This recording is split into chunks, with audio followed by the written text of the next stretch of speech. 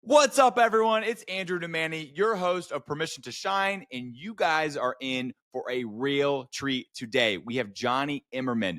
We are so back in New York City. The city is alive. The outfits on the streets, the workouts. We're going to the Russian and Turkish bathhouse, my favorite place in the world. It is a blessing to be in the best city in the world. And Jonny, you are the real deal, brother. He is the founder of Imerman Angels. He went through his own cancer diagnosis in his 20s, and he kicked its ass because he leaned into diet and exercise and lifestyle and community. And you're going to learn a lot about those types of things. I loved it, found it very intriguing. I was taking a lot of notes. Imerman Angels has connected over 15,000 cancer survivors with a mentor, somebody who's gone through the same exact diagnosis and situation, which to me is the ultimate impact and ultimate work. He's also the founder of CLOZTALK.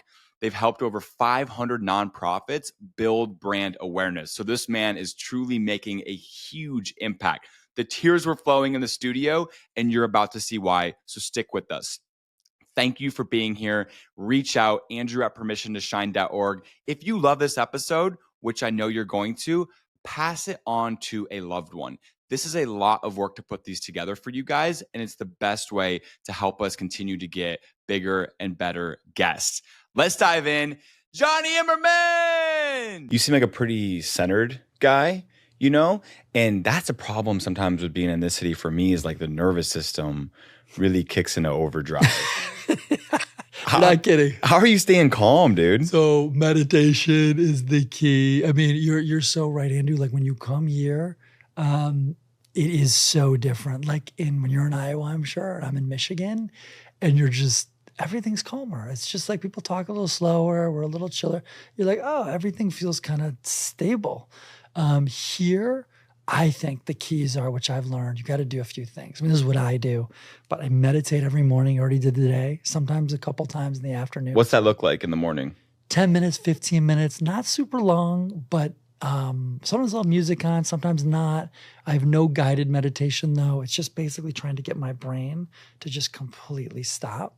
So you want to start the day like on a very like centered place where you're not like super stressed, you're not super late for something, and you're like, oh my God, I'm so late, or I forgot to call this person back, or this meeting, or this text I missed, or, just we all know them like that feeling when we're running to things.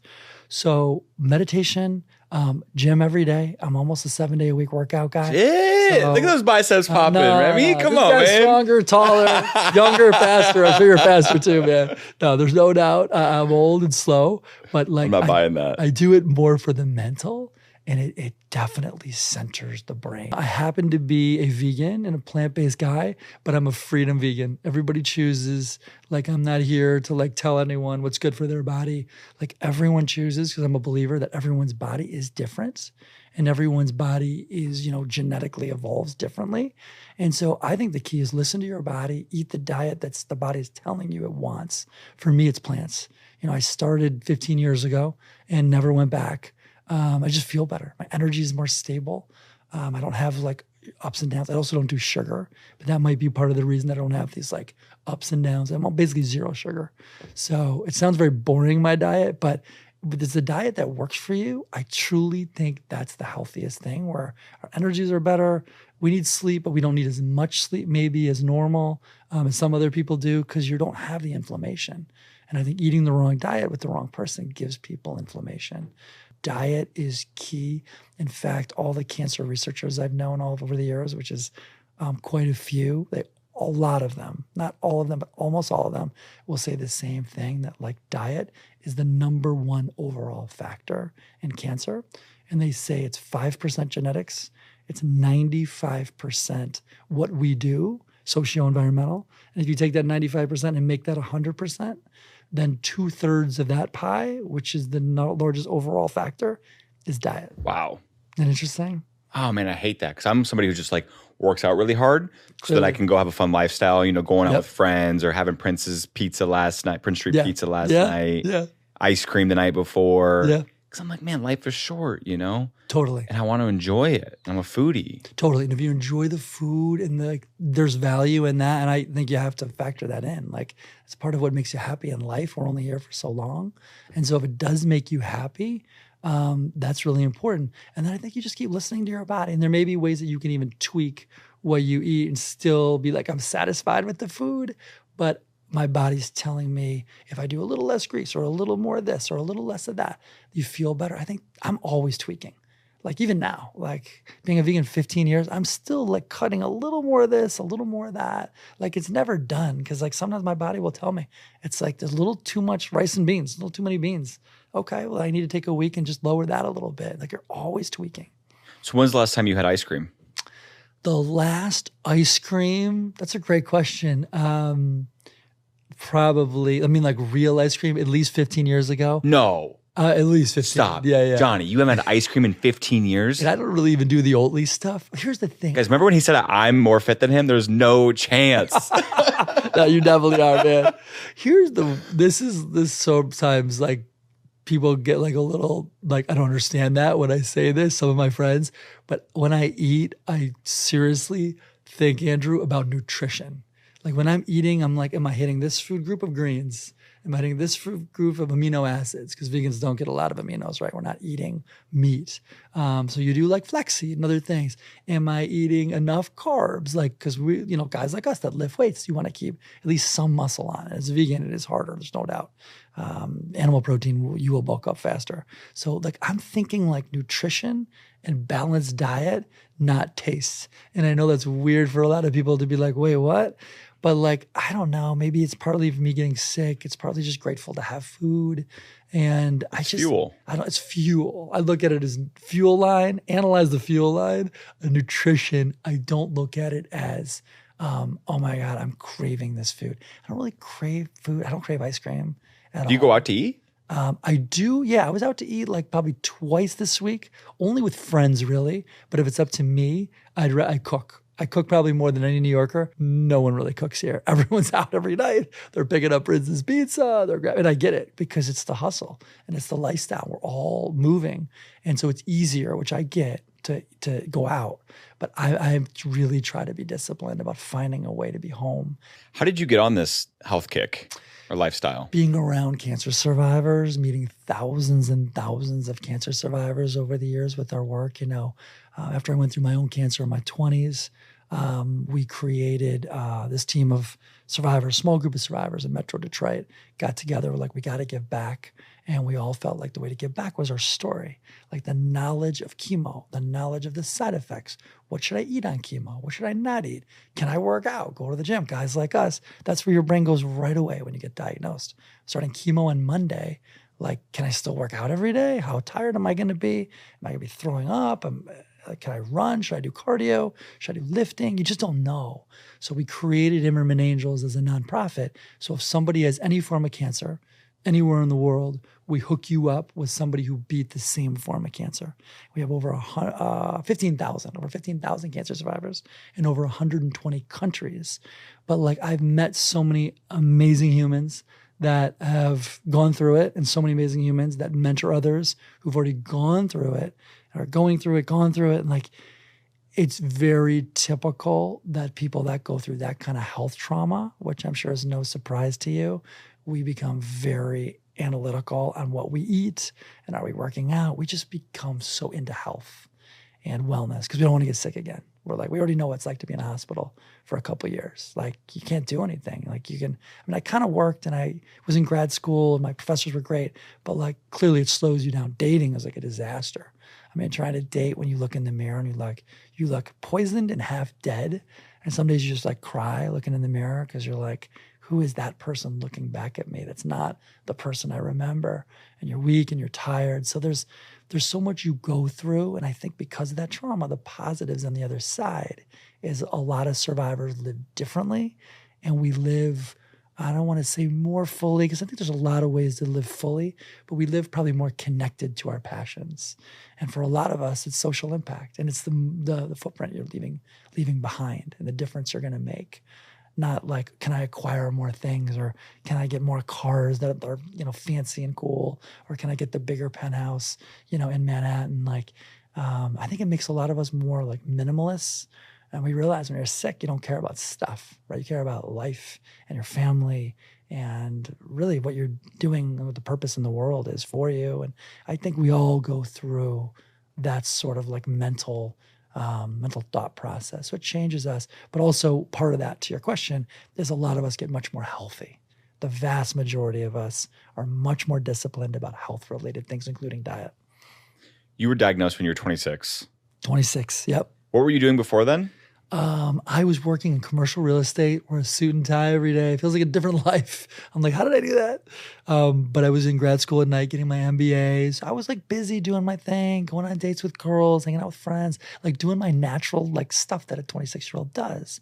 And then all of a sudden I got diagnosed. The world stops. I'm very open about it, obviously. Did surgery to take the left testicle out. That's the first step. Then you have to bank sperm. Most of us are sterile. Were you terrified? Terrified, yes. It's funny because looking back now, it's 2001. It's like 23 years ago. I'm trying to remember the exact psychology, but yeah. I'd say that's pretty accurate. You're scared. I truly believed that I was going to die before 30. That definitely crept into my mind. Shit. And so I remember thinking at one point, if I lived to 30 years old, I just want like 3 more years and it's going to be a great life. I just want 3 more years of life. That's all I'm asking for. That's like what I went through in my mind. But I think all of us get some level of terrified probably. And that's why we created Imerman Angels, because it was like, let's build community. Let's show people. Guess what? There's over 16 million living cancer survivors in the United States, just this country. And so if you're able to show that to people and people live, then you start thinking like a survivor, not like, oh my gosh, am I going to live to 30? Or am I going to die in the next year or two? And, I think for a lot of us, you sort of have to embrace death and that could happen in order to free yourself. And Martin Luther King actually has a great quote, which I love, which is, only is a man truly free, or a person. I know he wrote this so many years ago, but only is a person truly free when they give up the love of money and the fear of death. And I will tell you, my cancer experience, it makes that quote pretty true. I think for both sides, really. We need enough money. We got to live. We got to, if you have kids, you got to feed your kids. You want to take a vacation with your family. All those things. You got to eat, you need a roof. But there's a certain point that it's just material stuff. And of course, giving up the fear of death. There's a big freedom of that. And I think a lot of people who go through cancer get to that point where you don't fear it as much. You don't start that way. But by the end of it, or even sometimes during it, it's very freeing to not fear it and just live life right now, where we are right now. Dude, I think that's so powerful, Jonny, because I think money can really just restrict our mind and consume us. For me, man, I deal with that a lot, Mm-hmm. I'm chasing that because I just want to be able to provide for everyone around me. My sister's stressed about paying off her master's degree or whatever. I'm like, man, I just wish I could just drop $100K and be like, it's done. Right. I would love nothing more. And so I'm on this chase, Right. Right. And I'm curious, how can people remove those restrictions, that fear of death or that love for money without going through something as traumatic as you did? It's a great question. Trauma definitely changes a lot of us. It doesn't have to be cancer. There's so many other types of traumas. Yeah. But I have a lot of friends who are recovered addicts, and they've gone through AA, because the AA model of sponsor to mentee or sponsee is basically the same thing as Imerman Angels. Cancer survivor to mentees. You get cancer, you get a big brother, a big sister, a mentor. AA is the same thing. So a lot of my AA friends really get what we're doing, and I get what they're doing, and I love it. I've been to AA meetings with friends to support them when they're 2 years, 3 years of sobriety. So it can be any trauma. Those guys go through a lot as well. It's really tough to get people without going through an addiction like that and then overcoming it and being in a sober place. My friends are really spiritual recovered addicts. They're really deep. They like talking about stuff way under the surface, not just what's going on with Aaron Rodgers and his first game back in New York and are the Rams going to be good this year and the Chargers with Harbaugh. It's you talk about deep life and death stuff, which I love that. I love being around people that can talk deep. But it's hard. How do we, the people who've been through these big traumas, help share these stories to help other people so they can live more fully and connected to what, in my opinion, matters more about life, not the stuff or the material objects, but the people and the experiences and communities that where everybody wins together, where we all rise together. Like, how do you focus more on that energy and not the stuff or I need to acquire stuff or things? That's a really hard thing to do, how to learn it. Probably the best answer is listen to stories of people who've been there, and listen to them dumping their hearts out and where they've been. And you hope even just 1% of that rubs off on you. It's probably going to make you a little more grateful when you see how many things people have had to get to where they are. But I get it. It's like college loans. Of course, you want to help your sister. You don't want her to have that stress. I mean, there are things like that that are going to stress you.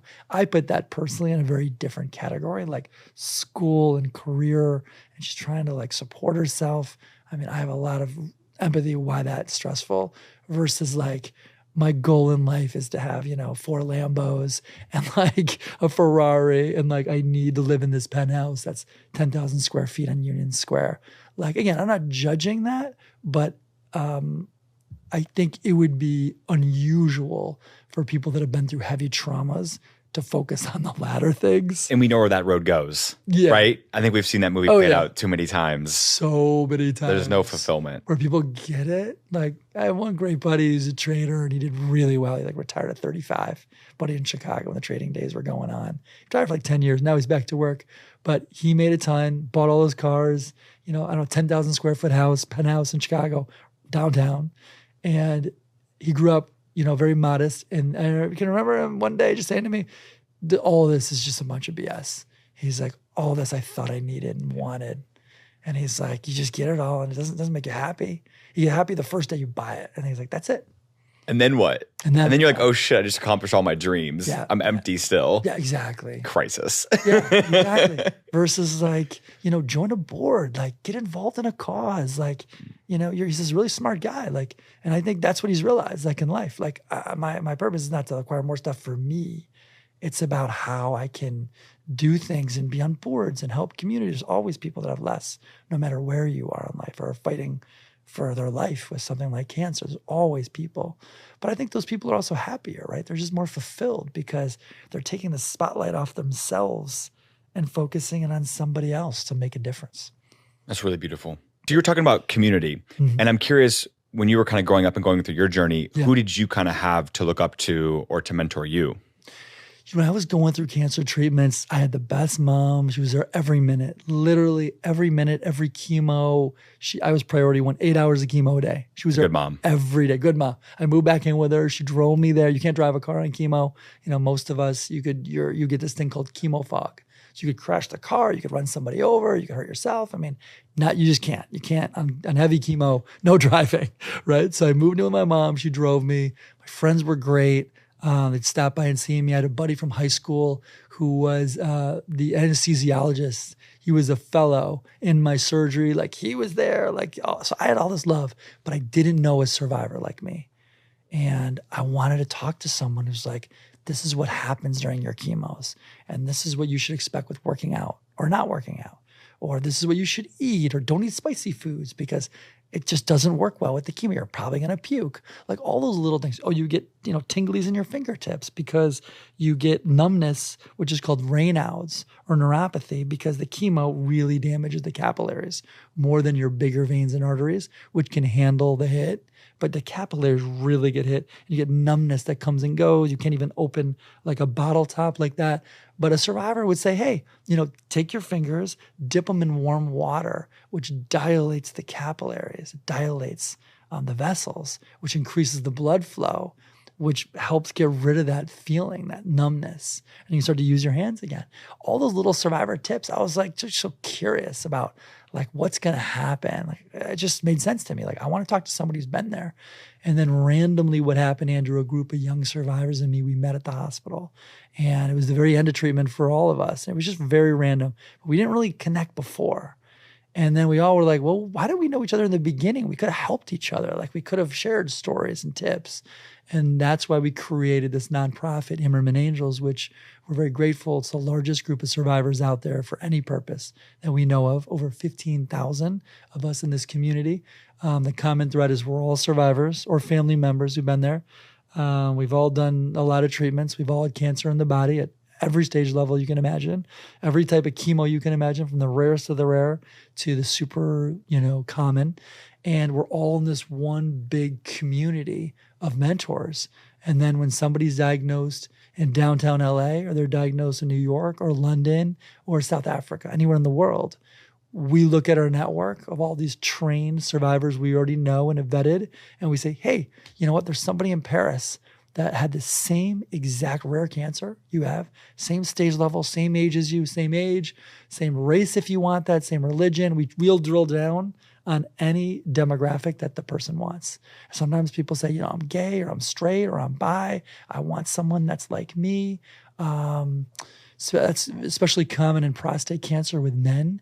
There's just a lot of issues, and sometimes if you're a gay man, you want to talk to another man who's gay, which I totally get it. It makes sense. So whatever they want, they tell us, and we will keep growing this database of mentors, find the best person on the team, hook them up, and that becomes your big brother or big sister. And you can ask questions like anything you want to know. Like, if you have kids, like, how did you tell your kids? Well, how old are your kids? And like, what do you tell the younger ones? What do you tell the older ones? Like, how did you deal with your spouse? Or if you're single, how to deal with that? Like, whatever questions you have, this person by design is just like you and has had very similar issues, but they're just, 10 miles ahead of you, and they can answer all these questions. So nobody fights alone. It's free, will always be free. We have 12 full-time staff in Chicago. We raise $2 to $3 million a year. We're like a medium-sized nonprofit, but we're just big enough to carry out the mission and the work that we want to do. Do you guys ever host like events and stuff, or is it all just kind of like one-on-one matchmaking? So we do events. Most of them are back in Chicago, where the base is. Again, we help people worldwide. It doesn't matter where you are. 120 countries? 120 countries, yeah. Goodness, man. So congratulations. It's one at a time. And a lot of like social impact entrepreneurs will ask that and be like, how did you get all these people? We started with what? We started with like 10 of us. And you started in what year? We were starting the build. 05 is when we became a nonprofit officially, 05, 06. But we were doing this like kind of off the cuff as volunteers and like 03. So we're going on 20 years. I mean, these things take time, right? Yeah. Nobody appreciates. They see Johnny's built this thing and I want to have a thing, a company with 15,000 people being impacted. Yeah, it took 20 years. It's like, if you're in it, one thing I always say to entrepreneurs starting it, to your point, Andrew, if they're starting anything, you got to love it.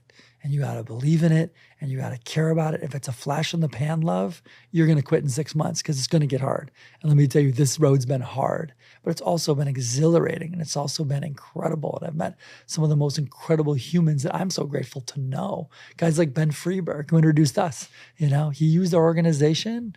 We became friends. He got a mentor. Some guys, like, even though we help thousands every year, some of them I really get to know, even though I'm not maybe their main mentor. And you just click with. And he's hilarious. He's a stand-up comedian, testicular cancer survivor. He's just funny. And we bonded, and he made an effort to stay close with me. And we've stayed close all these years. And then randomly, he was here. I was in Chicago. I moved here. And now I get to see him quite a bit in New York. He's amazing. Amazing. He was my 13th guest. Oh, he was the first time I ever used this studio. Like literally, like my first ever recorded podcast in a studio was with Ben Freeberg. That's pretty cool. Yeah, man. So I'll never forget him. He's a natural. He is. He's so cool. And he's introduced me to so many amazing people. Yeah. You meet those people in your life every once in a while that end up introducing you to just like a ton of other really cool people. That's true. And he's a connector. You never forget them, right? And That's they just true. mean so much. To me, that's what like makes life fulfilling, is like when everybody rises together, like we try to bring people together and they connect and you have great relationships. I mean, that's what life I think is so much more about versus acquiring more stuff. And those two guys both been through a lot with their cancers, and they're both very grounded. They work hard, but they give back, and they're both mentors. It's very important to them. It's so cool. And now Ben, right, just closed his first venture capital fund on his own, $30 million. Incredible. And he's putting it into cancer data companies. It's so cool how he's using digital. He's going to support and invest and digital solutions to help cancer. I mean, it's changed his whole, let's change his life in so many, as it has mine. It's changed mine as well. Yeah. We all have a lot in common, I think, a lot of us, especially the young adult survivors, because I think we have more time to live life, and we have more time to probably change things, right? We're going to be on the earth, hopefully, a little longer if you beat your cancer and you're young, but you definitely have more time to live more enlightened and with a different purpose. And if you're an entrepreneur like Ben is, I mean, it's incredible, like how many things he might fund that change the cancer space. Like the guy's like 31. Like there's a lot of time for him to do a lot of great things. We got to go to the U.S. Open on Sunday. Awesome. It was super fun. How was it? It was so cool. Cool. Bucket list for me, and to go with Ben, who's in tennis. And blah, blah, blah, incredible. right? It was really cool. And he was telling me about a time that he met you, and he was in Chicago, and he's like, "Where should I meet you at?" And you're like, "Oh, no worries. I'll come find you." And he said that you rolled up in a van. 30-foot bus, basically, a 30-foot van. Tell me about this. This is a story. We ended up selling the van when I moved here, so the van is now gone. Oh, I hate this. And so they bought it. But I will say, I came up with this marketing idea. Part of being an entrepreneur is you learn you make a lot of bad decisions. Does this go in that one bucket? of my bad ones, but I will tell you, I don't really regret it because it was fun while it lasted. It didn't accomplish the goals that we thought it would for CLOZTALK. So Imerman Angels will always be our baby, and I'm always part-time, and I'm always mentoring. But most of my time is on CLOZTALK. And our dream here is to inspire people to care more when they go to the gym. Guys like us that go to the gym all the time, it's like, you want to feel better about yourself? You want to make a difference? Like, if the t-shirt's cool and soft and fits you well and you think it looks good, wear the logo of a t-shirt for a cause. So we now have just about 500 nonprofits where we partner with them and they give us their logo and we design their t-shirts, their hats, their hoodies, their whole online apparel store. We don't charge them anything. So they don't have to pay anything up front. We do the tech. We make things on demand. We can help them sell it. But the goal is, by working with causes and inspiring people to care more, wear the logo, and create a conversation about it. It really spreads the word on the ground. CLOZTALK, so CLOZ. That's it. Talk. You got it. Like your clothes are talking for a good cause. It's especially happens great in the Midwest where we're from, where people are so friendly, where you can be in an elevator and somebody's like, "Oh, I don't know you, but what's that logo? That's kind of cool." I love and you're that. like, "Oh, it's my favorite nonprofit." You're like, "I have never heard of it. What does it do?" And it's just such an easy way to bring people together. It does. Start conversations. It's like your logo. People ask about logos all the time. Seek Discomfort. Do you know that brand? Yes Theory. So Yes Theory is this big kind of podcast, YouTube, and their brand, they do Seek Discomfort. And that's what their stuff says. And every time I wear that hoodie, somebody's like, "Hey, I love that," or "What's up with that?" I got to check that out. Seek Discomfort? Yes, sir. And what's the meaning of that? It means to be comfortable being uncomfortable. Go have tough conversations. Go to the different neighborhood. Get out of your comfort zone. Get outside of your box and get outside of your seat discomfort. CLOZTALK. So you're doing 5,000 nonprofits? We have about 500. Oh, 500, excuse me. 500. Yeah, we'd love to be there. We're going to get Yeah, there. you will, I'm sure. I'm sure you will. But it's one at a time. We've sort of been here before with Imerman Angels. It's like one survivor at a time to build the network. This is one cause at a time. And they're all great. They all do good things. Some are small. Some are big. We have some great ones in LA. One of my favorite ones in LA is called Feast. And Feast is a great group that goes into schools and just community events, and they educate people the power of eating whole foods and eating organic and teaching kids young that, you got to eat, you don't have to do all vegetables, but vegetables are probably healthy for you, right? Teaching them to eat whole foods, less processed, less things in a box. But Feast, they have a cool logo, great organization. We also work with Upglow out of California, Upwardly Global, which is one of the biggest ones out there, who is helping refugees that come to this country or immigrants get acclimated, speak the language. How do I get a driver's license? How do I make a resume? How do I use computers they don't know, the language barriers, anything they can to help people get acclimated to the country who are new, and it's hard. Dude, I love that. I've been wanting to make a hat that says kindness is cool. I love that. Have you seen any of those? I have one friend in Chicago who has this kind, he makes them himself. It just says kind on it, but that's it. But I like kindness is cool. That's very cool. I mean, something positive like that is great. You wish people were wearing that more than they were wearing, a company that maybe doesn't need the branding. That's the thing, right? It's like Hermes is worth $200 billion. You know what I mean? It's Right. like, I want to make Permission to Shine hats, the name of this podcast, and I want the logo to say kindness is cool. Love that. So Love that. I'm doing that. This is my accountability right now. You should We're going to do that. And see like what it does. Like see people who ask. I mean, it also brings people together if it's positive or they're not sure what it is. Like with us with CLOZTALK, they may not be sure what it is. But people get curious sometimes. They ask. We're also it's building connection, right? You want people to connect on the ground again, which I know I'm a lot older than you, but like the days, I'm sure you've heard this, it used to be like we didn't have iPhones. We didn't have a lot of stuff. So you're in the field, like you just talk to people, like people talk. And so I think social media has a purpose and it can do a lot of good as well to like spread the word for great things. But also like, I'd love to see us come together again, where instead of just standing there, everyone's on their phones, that someone just sparks a conversation. We hope this is a model that truly brings people together again and talking together, which exposure and connection, I feel like leads to so many good things. I love that. Okay, so tell me about the bus. The bus is a story. So we bought the bus. My business partners, we're a B Corp. So my business partners did not want to do it, social impact company, but they were like, nope, this is a bad idea. They were right. I was wrong. I made a lot of bad decisions, but I love sometimes these shiny marketing ideas. So bought the bus, customized it, put CLOZTALK on the side of the bus, Andrew. We had Wi-Fi in it. I had speakers on the outside. We could do roll-up parties for events. We would donate it. This is the positive of it. There were charity events that we work with, causes, and they would be doing like an outdoor event in the summer. And I'm like, save your money on a DJ. And we would roll up and it had speakers in it and it was loud. And we would literally roll it. And they were like, this is great. They didn't have to pay anything. So we saved them and we just hang out with everybody. So we donate for stuff like that. That's part of the best part of it. But my whole idea was I wanted a mobile office that I could use Wi-Fi, work out of it, but I would park the bus on 94. Do you know you kind of know some of these because you're from Iowa. I think you probably know 80, 90 because they go closer to Des Moines. Yeah. But 94 is the main highway that goes right through downtown Chicago.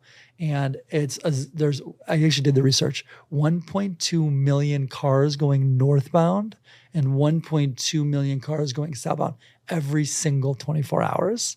So you can get this data. So I was like, I'm going to park it on top of this bridge. I'm going to stay in it so it's not illegally parked. And Chicago's pretty connected. I have some friends who are cops. And they were like, good, as long as you're not blocking the traffic, man. They just kind of like, they knew we were doing something good, right? We're trying to help causes.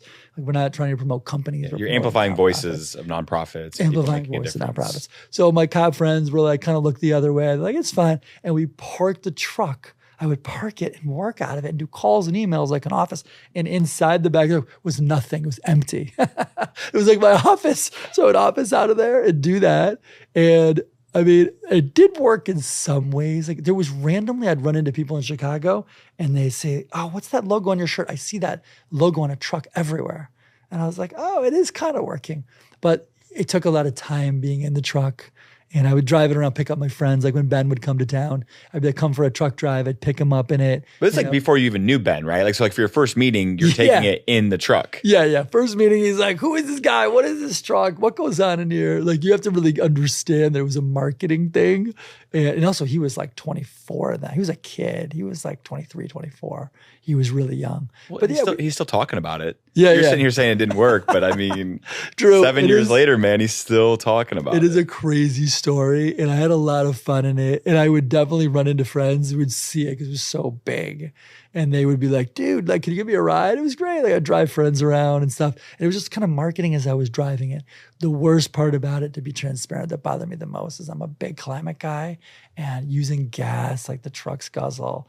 And so it was parked, it was great. But if you're driving it around, I'm always like, oh my God, it's going through so much gas. And it's like bad for the environment. So that bothered me about the idea. It was, there's pros and cons to everything. It was good when it happened, but I'm also glad that chapter's closed. Yes. That's funny to look back on though. Yeah, it'll always be a story and people bring it up all the time. We sold it actually to one of our nonprofits, bought it, who needed it and converted it into a food truck that really is it's called Recipe for Change. And Recipe for Change is one of the biggest groups helping Cook County Jail, which the people in there, they're teaching them how to cook. So you have a job once you're done with jail. You're not just in jail sitting there. You're like learning a skill so you can get out of jail, have a job as like a sous chef in a restaurant or something, and then pay your bills. You don't have to rob or steal or do anything bad. You can afford an apartment because you have a skill and a job that's workable. And so they help a lot of inmates and felons get jobs through cooking, and they wanted to do a food truck, which is now a food truck, our old truck, and they converted it where they have old former convicted felons in it making pizza. And it's a big pizza truck that goes around Chicago called Recipe for Change. So, Man, you've lived a lot of life. I'm curious what scares you the most.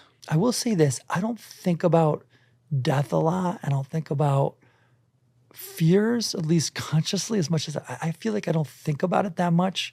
I will say this, and I don't want to like not answer this question, but I do live a life now that I don't need thrills. I don't need airplanes. I don't need bungee jumping. I don't need jumping off waterfalls.